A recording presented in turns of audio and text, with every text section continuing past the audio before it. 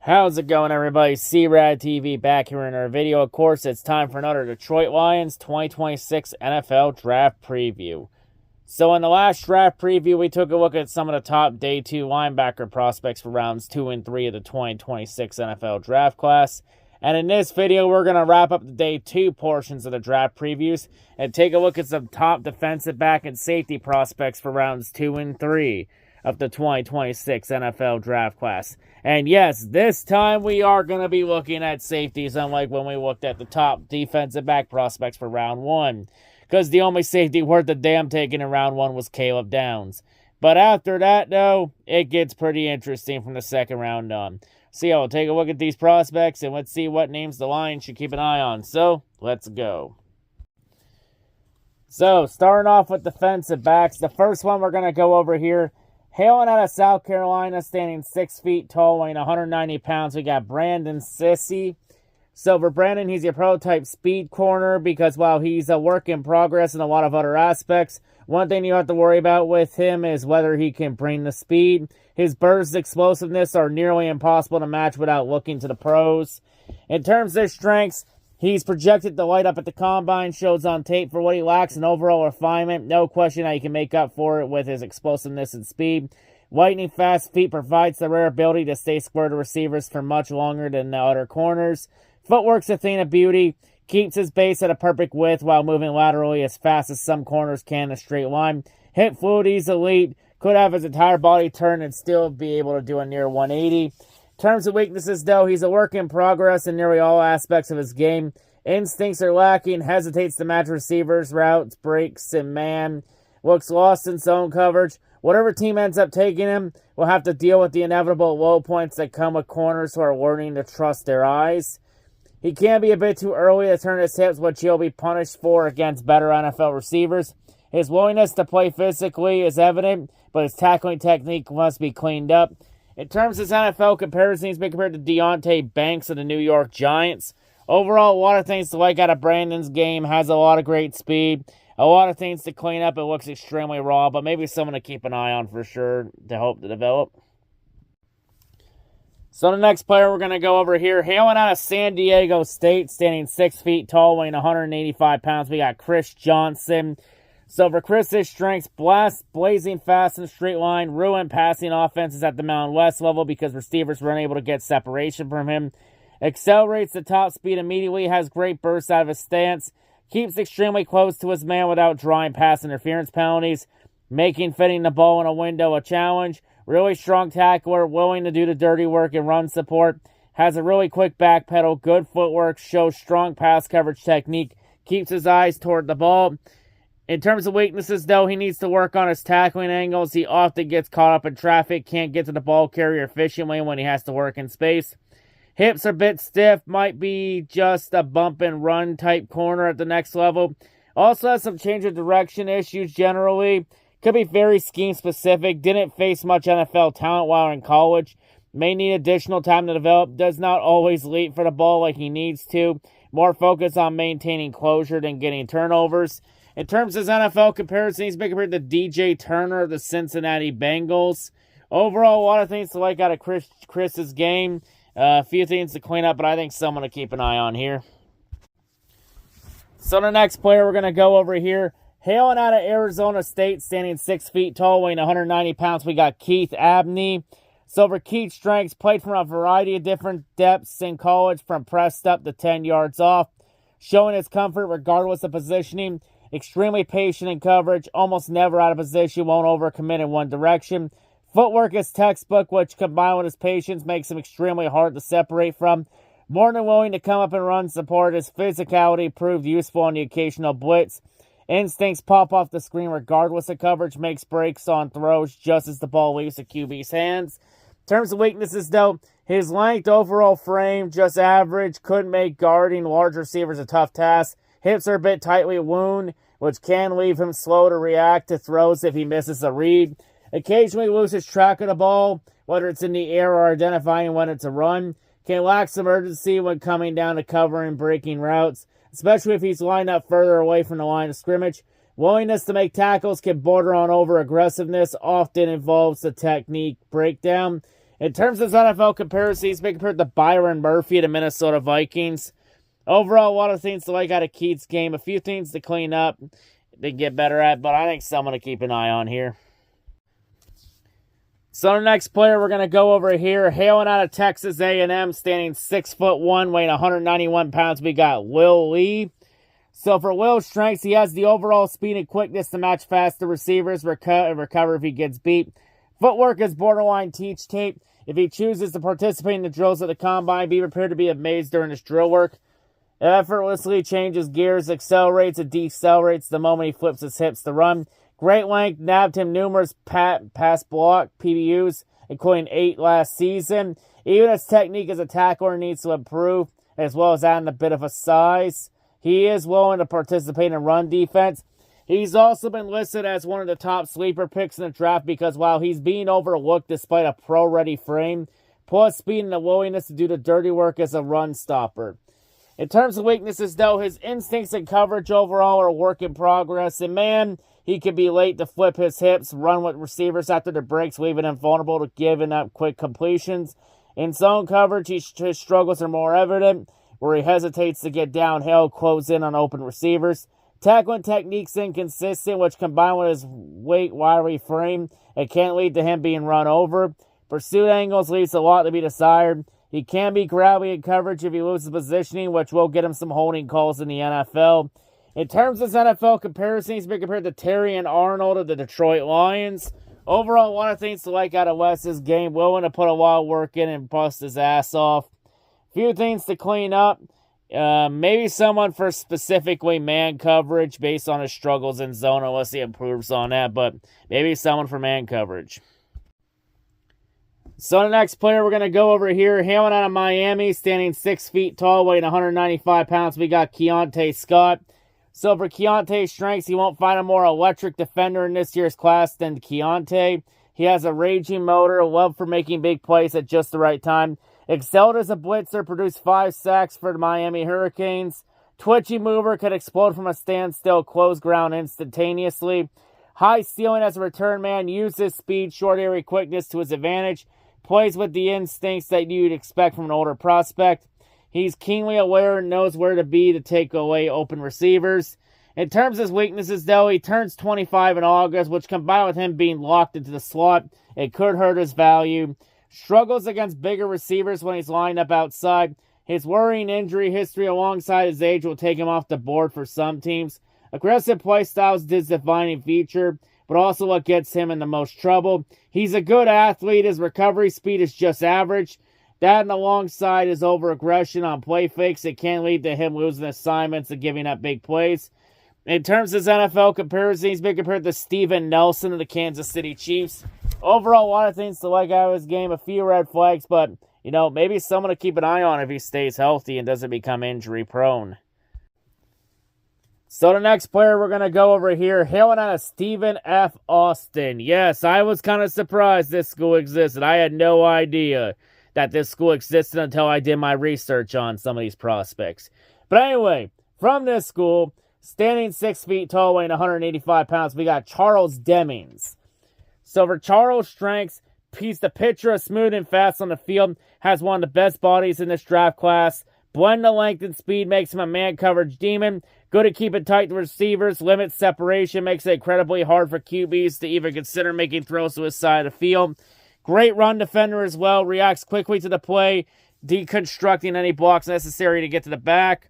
Shows good tackling form, brings down players without trouble. He's also been listed as one of the top small school studs of this draft class because he's truly a great height, weight, speed prospect that could easily handle any NFL receiver right now. Absolutely dominate the FCS level. Looks to make an easy transition to the pros. In terms of his weaknesses, though, he puts his hands on his man a little too aggressively, causing some interference penalties.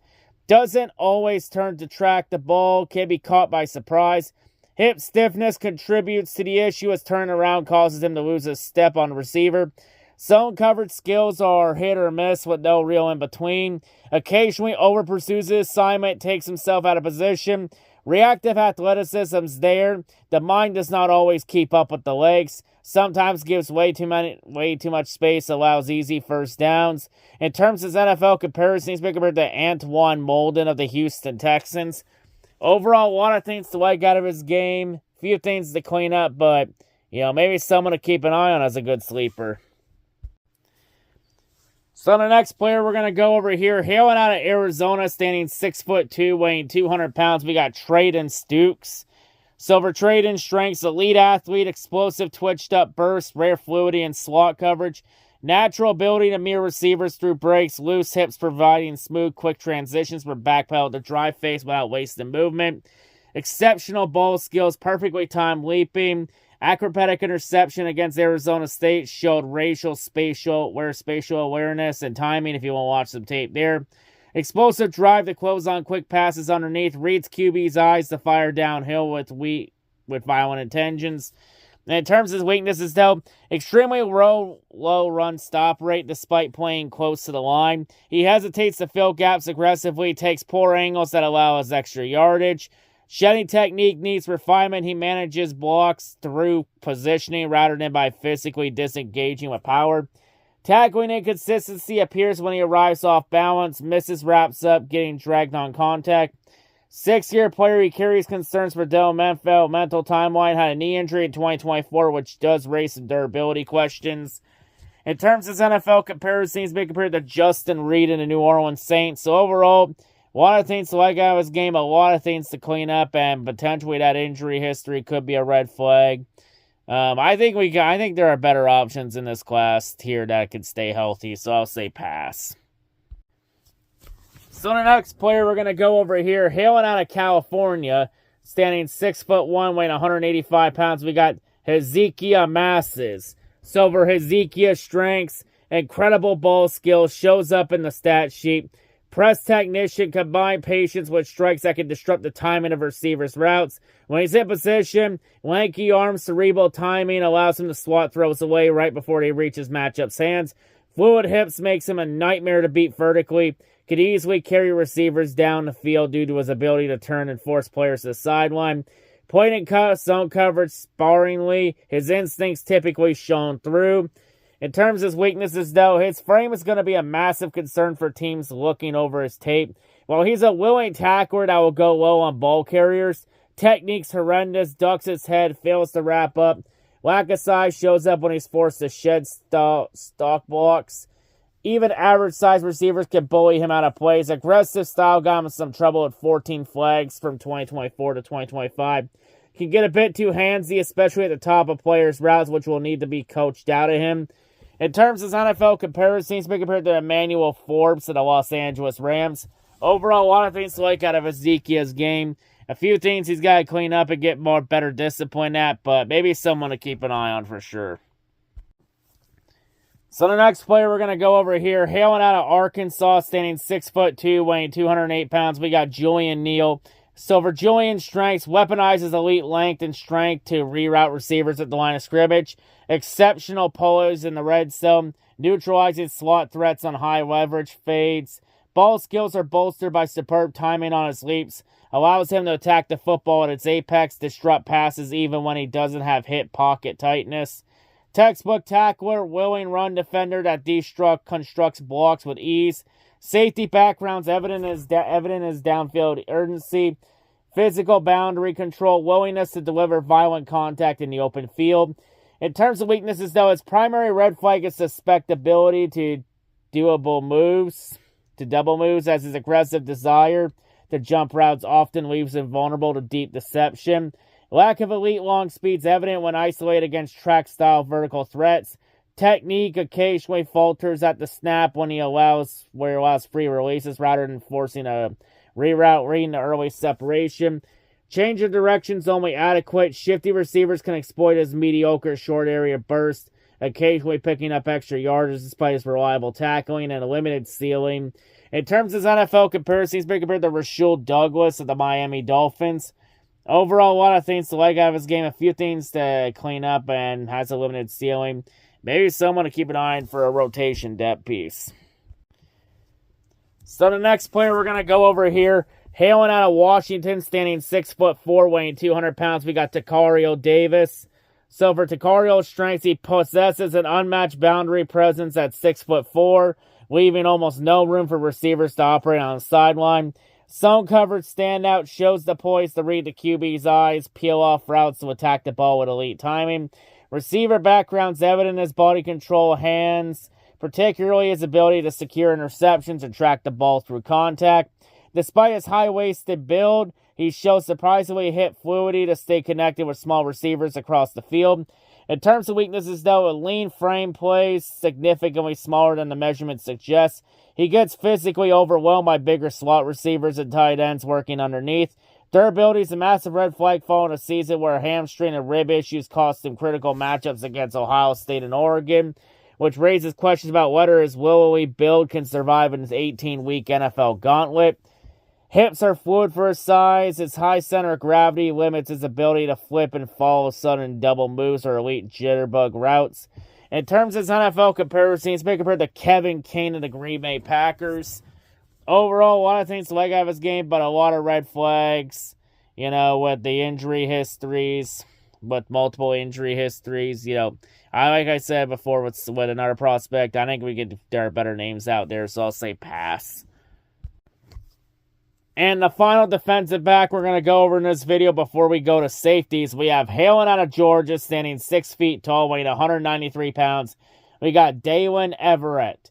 So for Daylen's strengths, he has a nose for the football, racking up 3 interceptions in 2024, 10 pass PBUs in 2025. Fluid hips in coverage with patient feel that makes him a force to be reckoned with when he matched up in man coverage.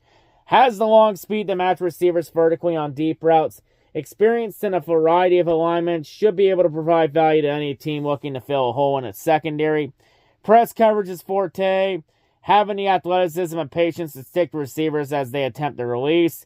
In terms of weaknesses, can be too passive at times. While he isn't weak, he doesn't play forcefully enough with his hands, seems unwilling to take on blocks. Occasionally bites on double moves, which can lead to him giving up plays deep. Instincts and zone coverage are still developing, as he can be late to drive on the football when it's in the air. Overall effort can be a bit questionable. He was occasionally seen slowing up while a play was still in progress. Pursuit angles are lackluster, either falling well short or overrunning ball carriers. Also been listed as a player that could disappoint in the NFL, because while he has some good tape, yet there are worries about his long speed that won't go away and could be possibly limited to zone coverage plays. In terms of his NFL comparison, he's been compared to Tyreek Stevenson of the Chicago Bears.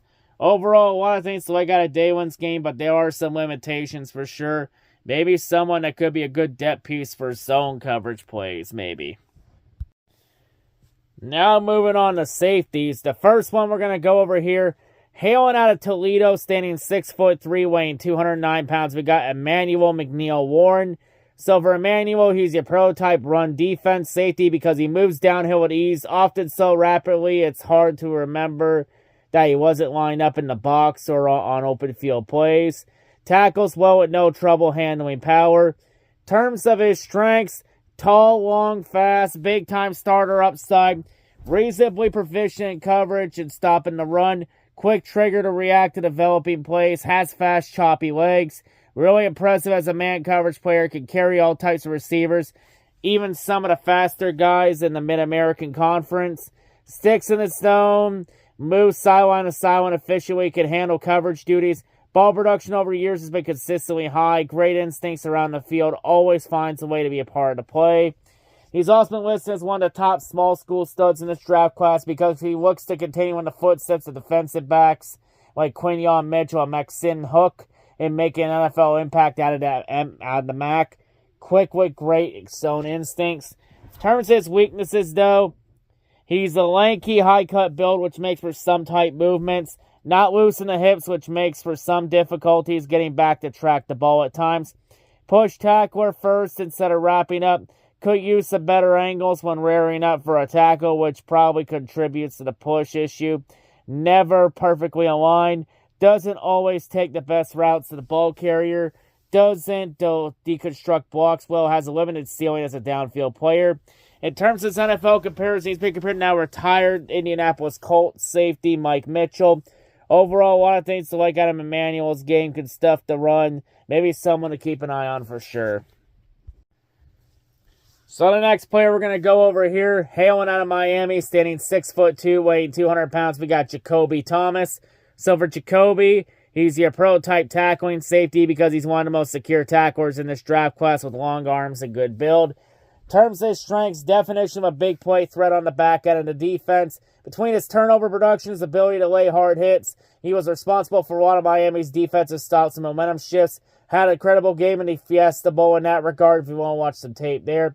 Extremely versatile, could potentially play both strong and free safety positions, even if he profiles a little more naturally in the box. Great frame, good length, weight shows high NFL potential. Hard hitter, violent force that should make for a strong blitzing player as well as a safety valve in space. In terms of the weaknesses, though, the fact that Thomas is a smidge below average as an athlete sometimes hinders him in coverage. Relies on positioning more to consistent run and chase ability to make plays. Hips are a little creaky. He can sometimes have issues turning all the way around to track the ball. Might be a little too jittery, flicking between assignments over and over, occasionally leaving space for QBs to fit the ball if they have the velocity to fit in tight windows. Downhill tackling tape has some moments where he does not get the right angle and leaps out of the play with a missed tackle. In terms of his NFL comparisons, he's been compared to Antonio Johnson of the Jacksonville Jaguars. Overall, a lot of things to look at Jacoby's game. Reliable tackler. I think someone to keep an eye on for sure. So the next player we're going to go over here, hailing out of South Carolina, standing 6'1", weighing 219 pounds, we got DQ Smith. So for DQ's strengths, he's built more like a tiny linebacker than a safety. His body is perfect for handling the physicality in the NFL. Field players, including those with red shirts, can match his 48 games played across 4 seasons, which is a testament to his durability, consistency. Plays the game as a near 50-game player should. Very few mental errors. Willing and aggressive tackler. Stays well, wraps up. Transitions out of his back pedal in a hurry. Comes down hard on receivers. Typically keeps his eyes on the QB or attacking receivers the moment they wind up. In terms of weaknesses, though, he might not have the range to play as a single high safety on a regular basis. Rarely makes mental mistakes, but will need to recognize play action quicker. Despite his size, he has stubby arms that could cause problems with disengaging from blockers. Lateral agility is average, creates problems in close quarters when he is breaking down to make a tackle. If he's out of position, biting on a play fake, he'll start to panic and play out of control, whipping his body around in different directions. In terms of his NFL comparison, he's been compared to Patrick Chung of the New England Patriots, a retired safety for the Pats, that is. Overall, a lot of things to like out of DQ's game. A few things to clean up, but I think somebody to keep an eye on for sure.